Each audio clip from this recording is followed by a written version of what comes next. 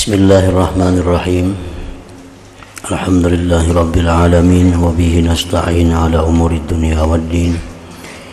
Wassalatu wassalamu ala asyrafil anbiya wal mursalin sayyidina Muhammadin wa ala alihi wa sahbihi ajma'in. Qala al-musannif rahimahullah wa nafa'ana bi ulumihi fid dharain amin. Al-hadithur rabi', hadis yang keempat tentang ciptaan manusia dan tempat kesudahannya manusia.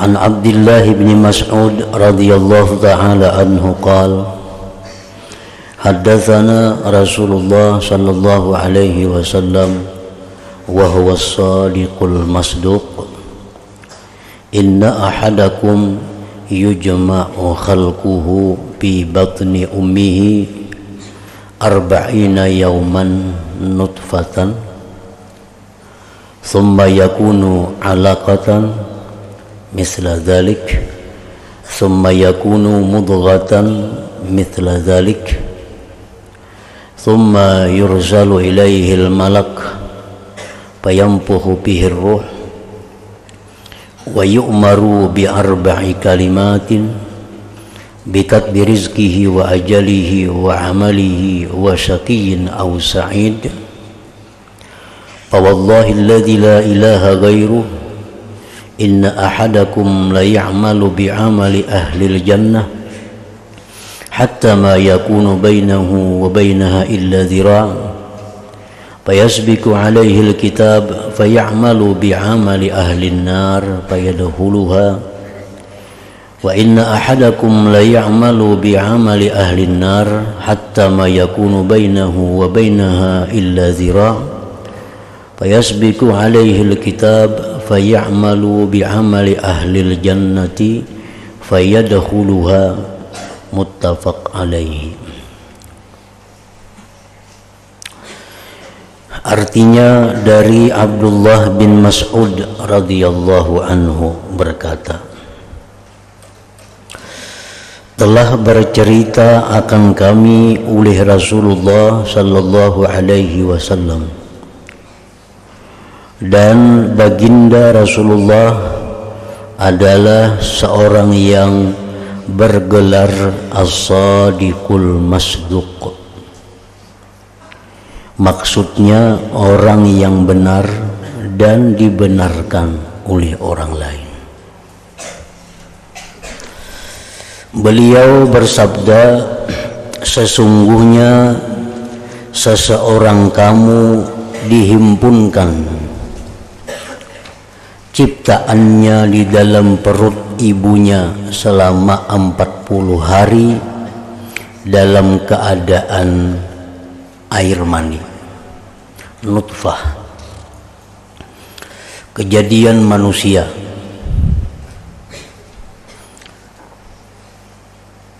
berupa air mani selama 40 hari di dalam rahim ibu. Artinya ada air mani bapak, ada air mani ibu, itu 40 hari. Kemudian lalu ia menjadikannya segumpal darah. Air mani bapak ibu tadi bersatu di dalam rahim ibu menjadi segumpal darah. Selama itu pula 40 hari.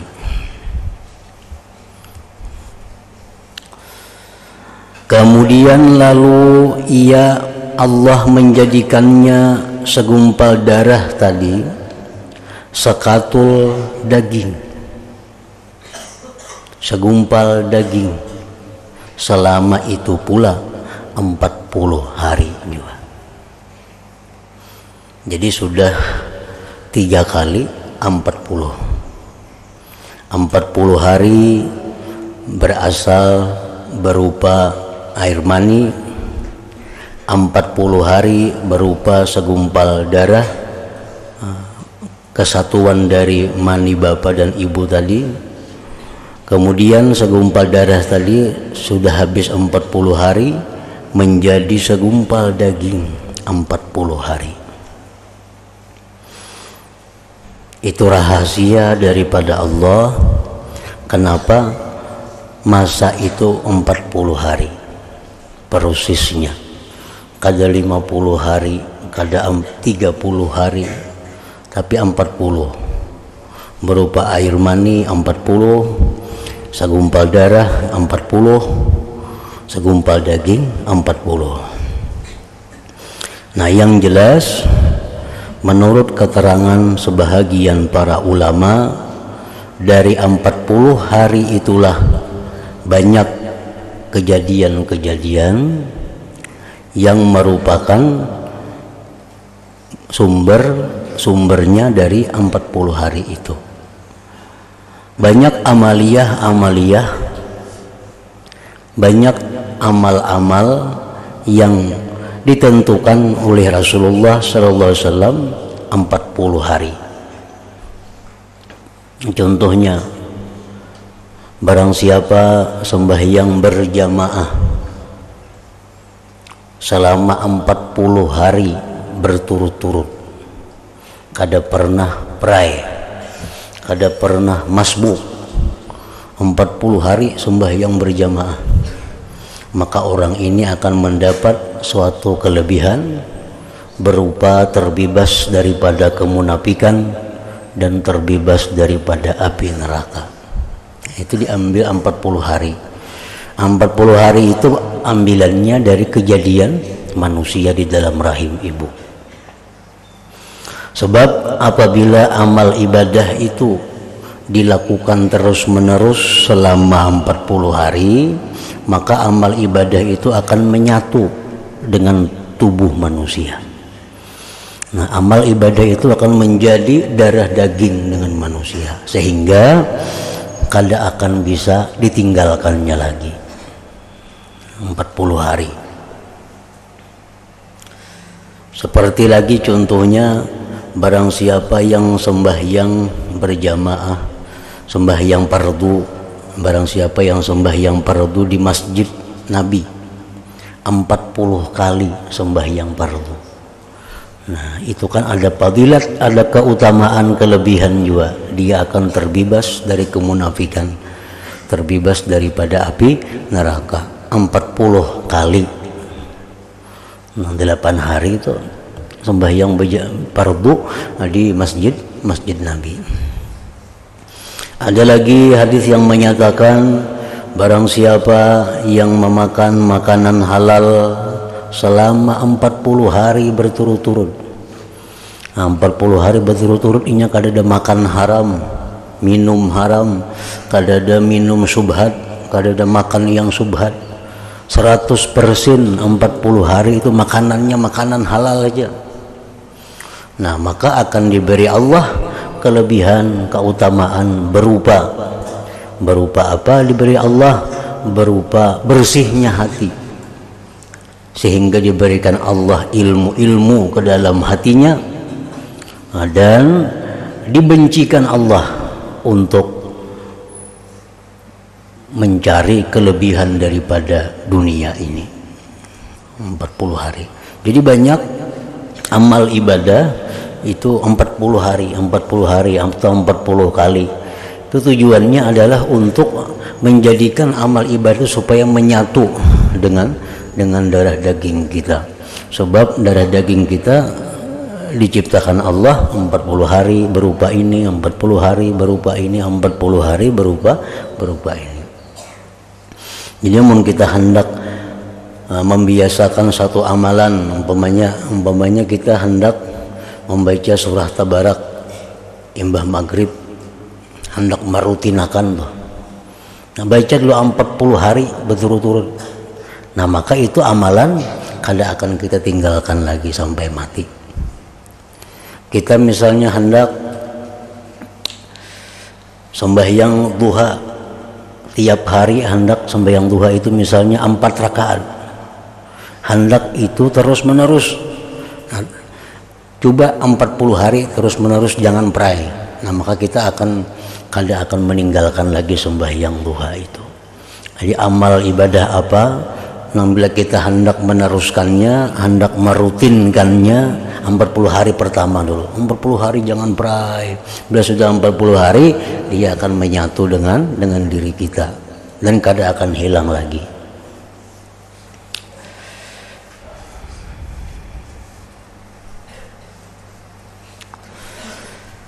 Nah, sesudah 3 kali 40 hari, berapa 3 kali 40?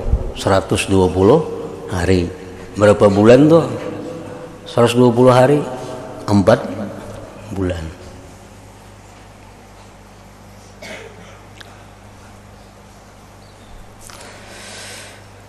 Setelah itu, sesudah itu 3 kali 40 hari, diutuskan seorang malaikat, lalu ia meniupkan ruh ke dalamnya.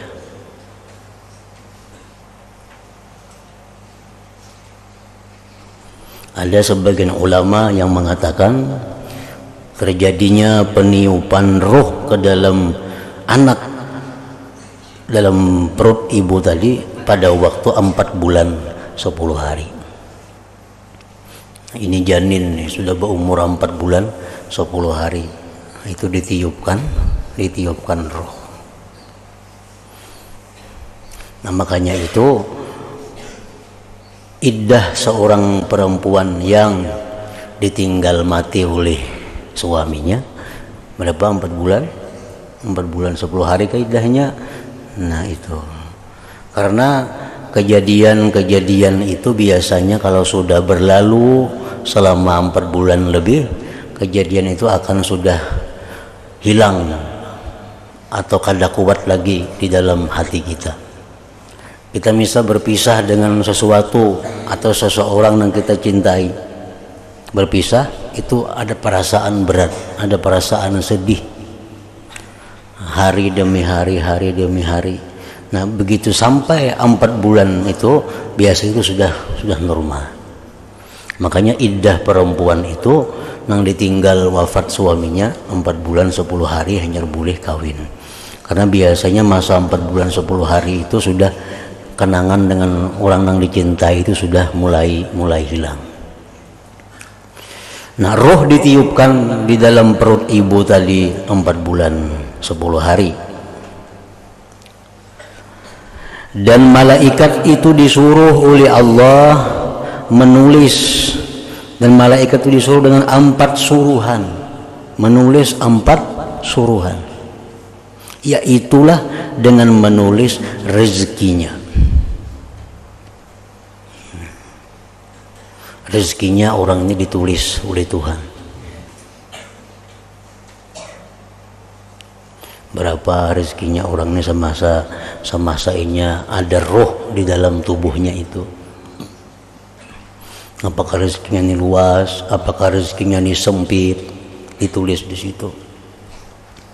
Yang kedua ditulis ajalnya.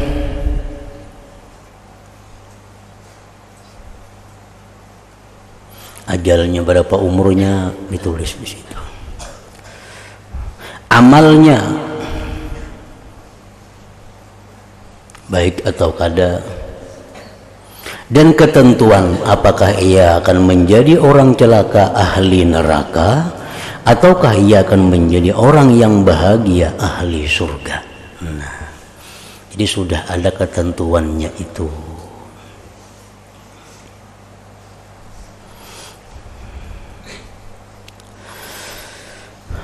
Demi Tuhan yang tiada ada Tuhan kecuali hanya Allah, hanya Dia, sesungguhnya seseorang kamu beramal dengan amalan ahli surga, sehingga tidak ada antaranya dan antara surga itu kecuali hanya 1 hasta saja.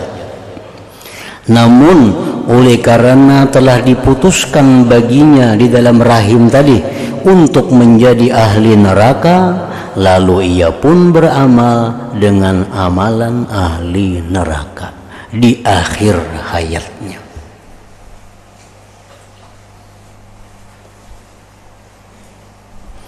dan akhirnya ia masuk neraka.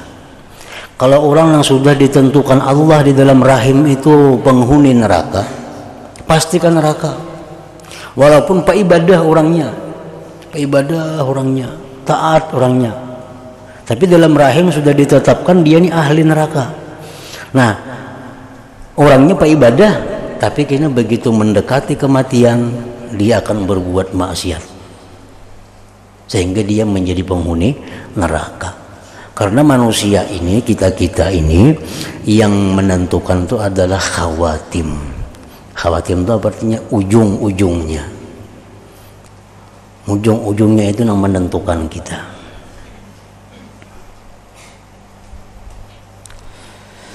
Sesungguhnya ada dan akhirnya ia masuk neraka. Sebaliknya, sesungguhnya ada seseorang kamu yang telah beramal dengan amalan ahli neraka, sehingga tidak ada antaranya dan antara neraka itu kecuali hanya satu hasta saja. Maka oleh karena telah diputuskan baginya untuk masuk ke dalam surga, lalu ia beramal dengan amalan ahli surga di akhir hayatnya, dan akhirnya ia masuk ke dalam surga. Orang yang dalam rahim itu ditetapkan sebagai ahli surga.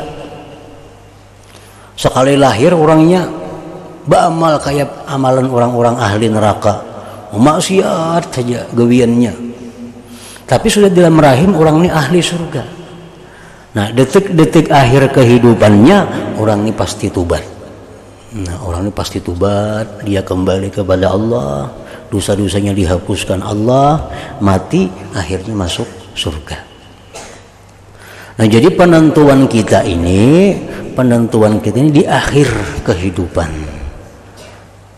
Allah menilai di situ. Bila mendekati roh itu keluar kita sebagai ahli surga, kita ke surga. Mendekati roh keluar kita berbuat amalan ahli neraka, kita ahli neraka.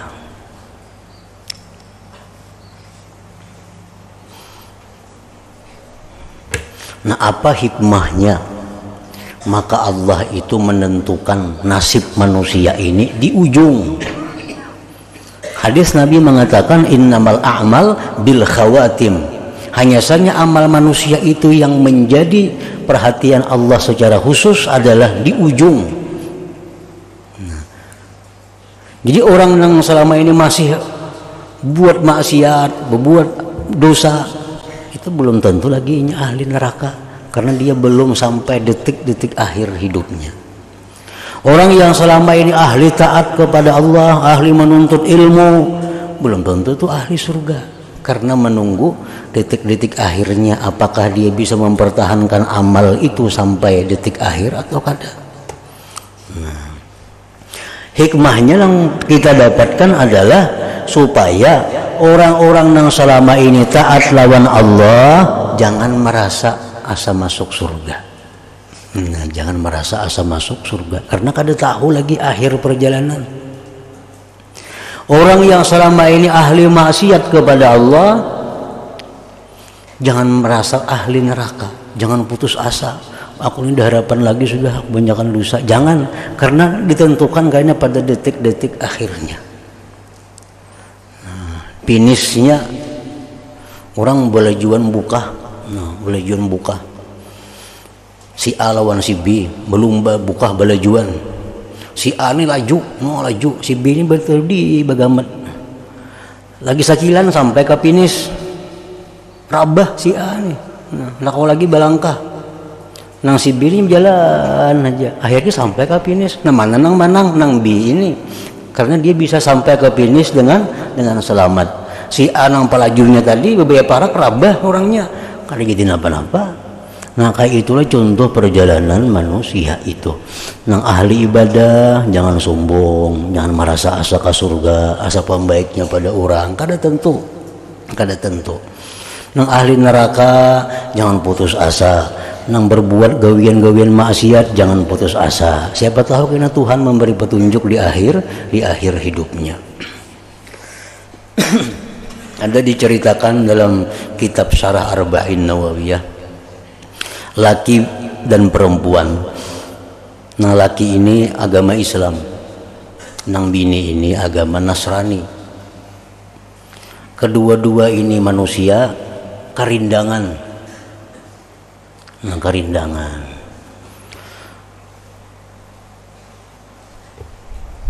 Sama-sama pada menderita. Ini karindangan lawan lakian itu. Lakian ini karindangan jualan bini itu cuma beda agama. Garing kedua-duanya. Garing. Karena saya melamar kada kawa, bila kada beragama Nasrani maka kada terima orang.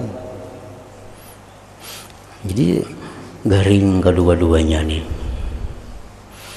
Di akhir-akhir hidup nang laki-laki Islam nih,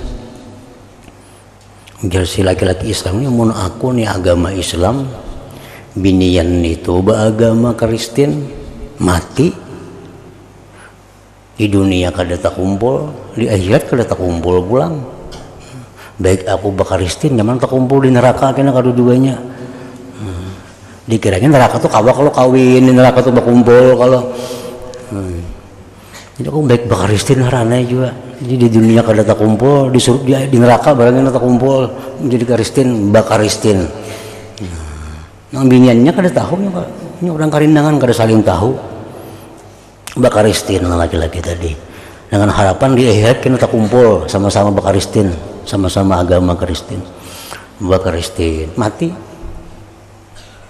padahal ini orang Islam, tapi detik-detik akhirnya bakafir. Nah, dalam rahim ini sudah dituliskan dahulu kala bahwa ini orang ahli neraka. Si bibinian ini kayak itu juga berpikir, si bibinian ini mun aku nih tetap agama Kristen nih, mati aku inya Islam nih kada tahu pada bakaristin, inya Islam kada tak kumpul aku di akhirat kena baik aku Islam marana juga binian tadi. Nah Islam nang binian tadi mengucap syahadat inya mati. Nah mati nang perempuan ini nang sekian tahun ini jadi Kristen, Islam mati masuk surga. Lakian tadi nang sekian tahun Islam, akhir hayatnya masuk Kristen jadi ahli neraka. Nah kejadian seperti ini bisa menimpa seluruh manusia, bisa menimpa siapapun. Orang dulunya baik kelakuannya, sekali hendak mati berubah. Orang dahulunya jahat kelakuannya, begitu hendak mati insaf tobat. Nah itu banyak.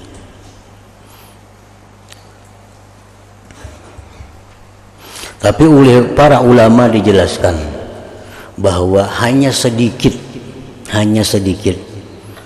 orang-orang nang baik hendak mati jadi kada baik, itu sedikit. Nang banyak itu nang kada baik, begitu hendak mati baik, itu nang terbanyak jumlahnya.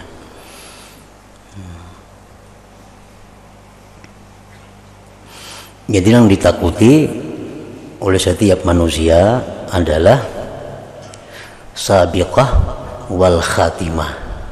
Nah, yang ditakuti itu sabiqah dan khatimah. Bila kita ingat sabiqah, bila kita ingat sabiqah, sabiqah turnya nang terdahulu. Yang terdahulu apa? Ketentuan dalam rahim. Lalu kita kada tenang, karena kita kada tahu apa kita ini ahli surga atau neraka.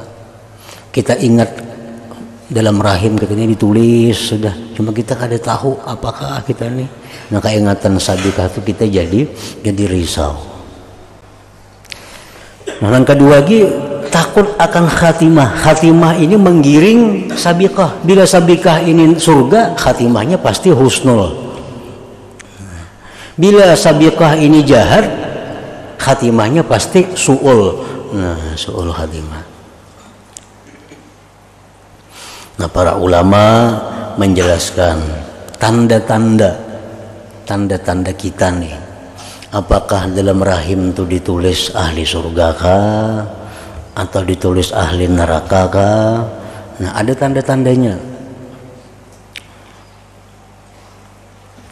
Tanda-tanda ini bukan artinya 100% nggak ada, tapi menjurus mengarah ke sana.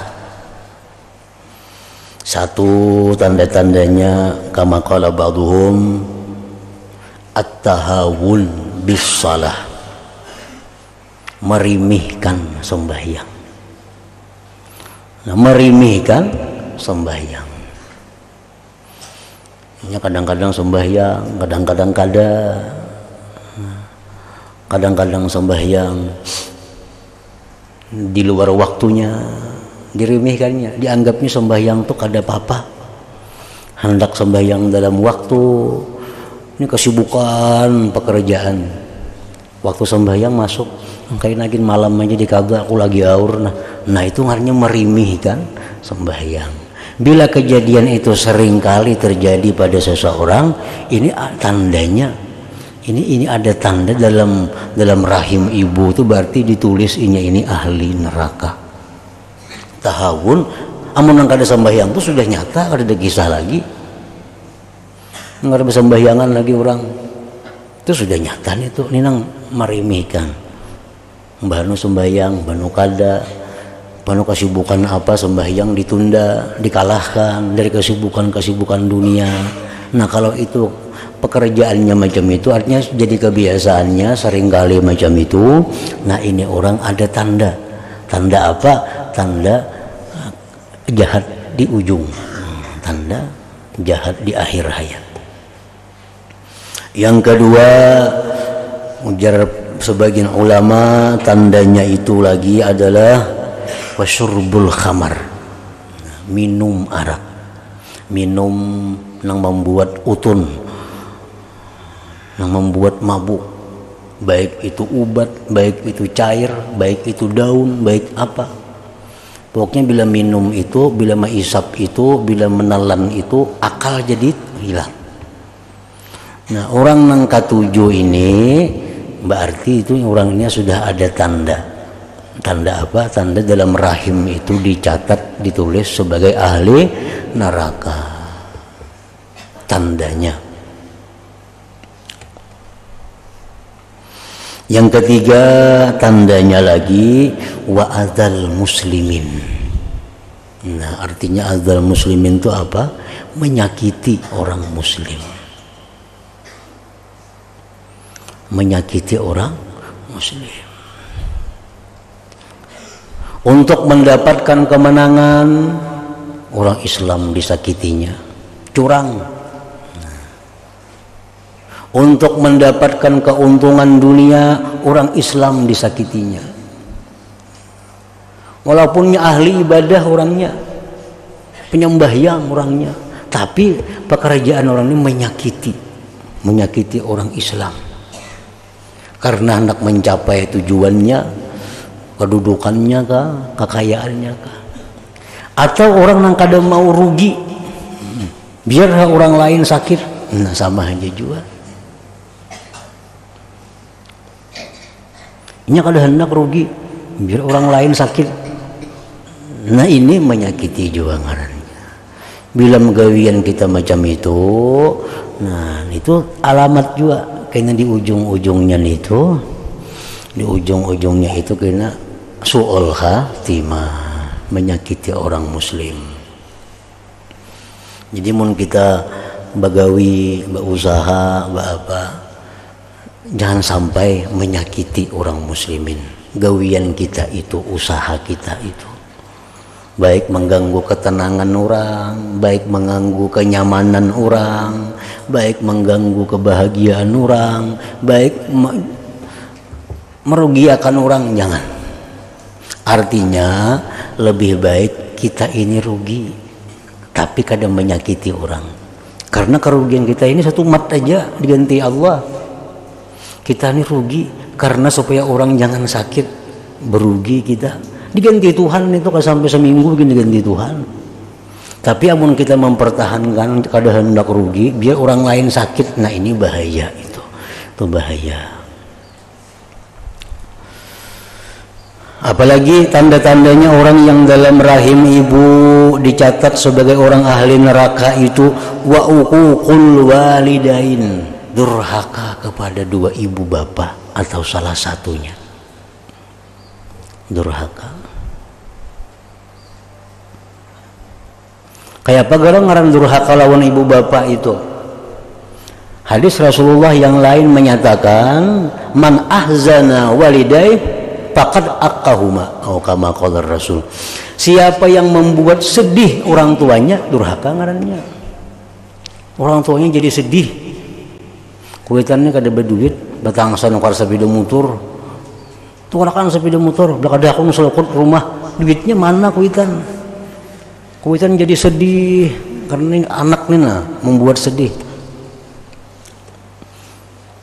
Siapa nang membuat sedih ibu bapaknya, faqad aqahuma, berarti dia durhaka. Kada sarana menampiling lawan kuitan, kada sarana berkata kasar lawan kuitan.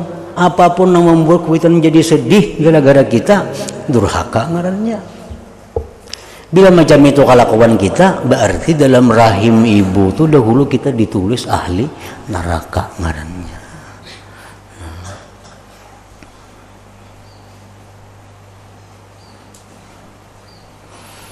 Jadi bila kada minta ridha lawan kuitan, kita selama ini biasa atau rancak membuat kuitan itu berpikir, membuat kuitan itu susah, membuat kuitan itu sedih, minta ridha. Selama kita kada minta ridha, nah kita beribadah kada ada manfaatnya. Allah kada menerima ibadah kita, baik nang fardu, baik nang sunat, kada nerima. Karena sapakit itu. Kalau sapakit itu artinya keridaan Allah, keridaan orang tua itu sapakit, satu pakit. Sebuting aja digawe kada kawa. Dalam Quran, aniskurli wali walidai. Syukuri aku ya Tuhan, syukuri kedua orang tua. Itu sapakit. Taat lawan Tuhan, lawan kuitan kada terima. Taat lawan kuitan lawan Allah, maksiat kada terima juga. Jadi kedua-duanya mesti satu. Nah, apalagi yang sapakit sembahyang lawan zakat itu sapakit juga. Wa aqimus shalah wa atuz zakah di Quran tuh. Di Quran itu satu pakit ayatnya. Dirikan salat, bayar zakat. Orang yang penyembahyang tapi kada biris zakat, kada terima sembahyangnya. Kada terima sembahyangnya. Orang berzakat bujur tapi kada penyembahyang, kada terima juga zakatnya. Karena itu satu pakit. Wa aqimus shalah wa atuz zakah, laksanakan sembahyang dan bayar zakatnya. Sebutin lagi nang sapakit itu, ati Allah war Rasul. Ajar Tuhan, taatlah kepada Allah dan Rasul. Ini taat lawan Rasul, cinta lawan Rasul, lawan Tuhan maksiat kada ada gunanya. Sembahyang taat lawan Rasulullah, kada beadab, kada beakhlak, kada terima Tuhan juga. Itu sapakit. Taati Allah, taati Rasul. Sembahyang, bayar zakat. Ridha Allah, ridha dua ibu bapa. Nah, itu kedua-duanya itu kada kawa dipisah. Uququl walidain. Jadi jangan hendak menyakiti hati orang tua. Jangan hendak membuat sedih mereka. Tadi orang tuh berbuat maksiat. Satu maksiat itu 10 mudaratnya. Satu maksiat itu 10 macam. Nah, apa antara lain 10 macam itu? Orang maksiat lalu ibu bapaknya jadi sedih, baik di dunia atau di kubur. Karena di kubur itu abah mama kita nih, itu ada hari-hari tertentu yang ditampaikan oleh malaikat. Nah, gawian anak hikam dalam dunia. Ada mengatakan seminggu sekali. Nah, gawian hikam masih utuh tuh dalam dunia. Banyak maksiat, ahzana, sedih keduanya. Nah, orangnya taat, pak ibadah, gembira keduanya. Jadi bila kita berbuat maksiat itu sebenarnya dosanya bukan hanya satu maksiat, tapi ada dosa lain lagi, membuat sedih dua orang tua kita. Apalagi sudah mati. Apalagi si jin pulang kada pernah mendidik kita, ditambah si jin pulang ditambahi azabnya. Si jin selama hidup pada pernah mendidik anak. Pas anak yang berbuat maksiat, nah anaknya maksiat, orang tuanya dihukum juga karena kada pernah mendidik, kada pernah menyekolahkan untuk akhlak, untuk kebaikan anaknya. Siapa lagi yang sedih? Nabi kita. Karena Nabi kita ini dalam saat-saat tertentu ada juga diberitahu, nak perbuatan umat engkau. Melihat umat yang maksiat, Nabi sedih juga. Melihat yang baik, Nabi senang. Nah, jadi orang berbuat maksiat tuh satu, maksiat tuh sudah berdosa. Yang kedua, dosanya durhaka lawan ibu bapak, membuat sidin sedih. Nah, yang ketiga, membuat sedih Nabi pulang. Nabi pun jadi sedih. Apa sedihnya Nabi? Merasa nasihat sidin kada dipakai, merasa anjuran sidin itu kada dihiraukan. Nah, jadi satu maksiat itu 10 ada dosa-dosa lain. Antaranya membuat sedih dua orang tua, membuat sedih Rasulullah Sallallahu Alaihi Wasallam. Dan lagi tanda-tanda orang yang di dalam rahim itu dicatat sebagai ahli neraka, bughdus salihin. Orang ini kada senang dengan orang-orang saleh, kada suka lawan orang-orang salihin.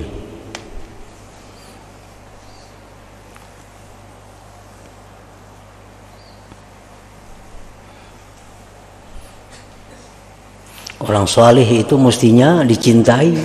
Kenapa? Karena Allah cinta kepada mereka.